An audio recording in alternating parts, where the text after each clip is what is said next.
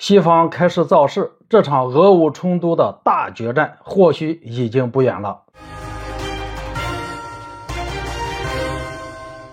大家好，我是肖银华。美国国防部长奥斯汀公开宣布，乌克兰军队准备开始大反攻。俄罗斯如何看待这件事情呢？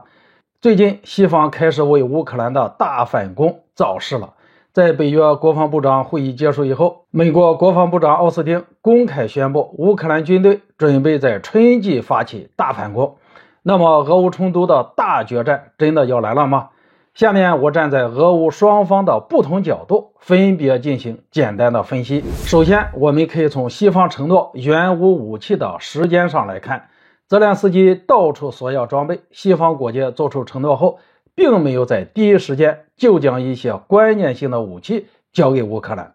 而是纷纷表示要再等几个月，而这几个月的时间非常的关键。一方面可以利用这段时间加紧对乌克兰士兵进行武器操作方面的培训，另一方面可以有效防止这些武器还没派上用场的时候就先被俄军给摧毁了。毕竟俄罗斯对乌克兰的炮火打击可没有停下来过，这些武器一旦冒头，势必会成为俄军重点打击的对象，而且在这几个月过去以后，在时间上也很符合乌克兰春季大反攻这个关键时间节点。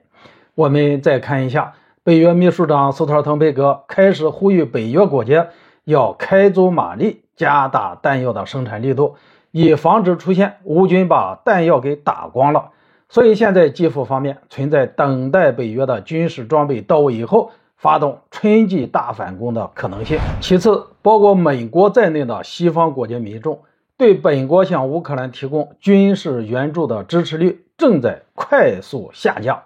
如果说乌克兰在短时间内还是无法取得有效的战果，这些西方国家的政客恐怕要被这些民众的唾沫给淹死。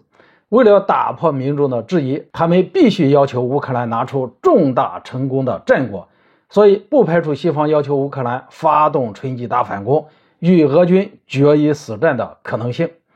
而俄罗斯怎么看待这件事情呢？在发动特别军事行动的一年里，俄军一直打得磕磕绊绊，虽然目前还控制着乌东四周的大部分地区，但是也有包括赫尔松和哈尔科夫的大撤退，所以普京面对国内的压力不可能不大。在美西方全方位的打压下，俄罗斯的处境已经变得非常艰难。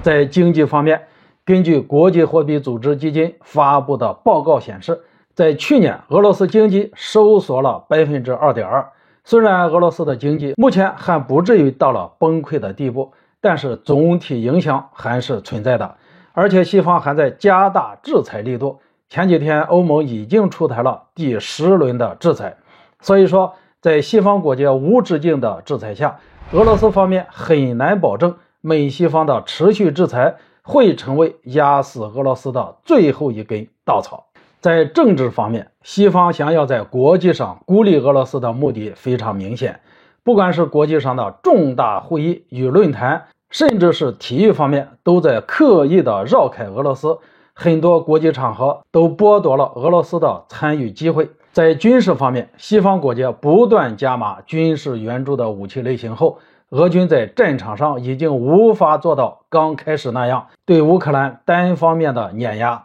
对这件事，克宫方面既愤怒又无可奈何，只能不断的把核威慑挂在嘴边。所以说，俄军有放手一搏的可能性。如果这场大战取得了胜利，不但可以打开当下的困局，还能为将来的谈判获得更多的筹码。总之，我们可以通过双方的动机和动作来看，很明显感受到这场俄乌冲突的大决战或许已经离得不远了。至于谁能坚持到最后，还要看谁的实力和耐力更持久。好了，今天就说到这里，咱们下次见。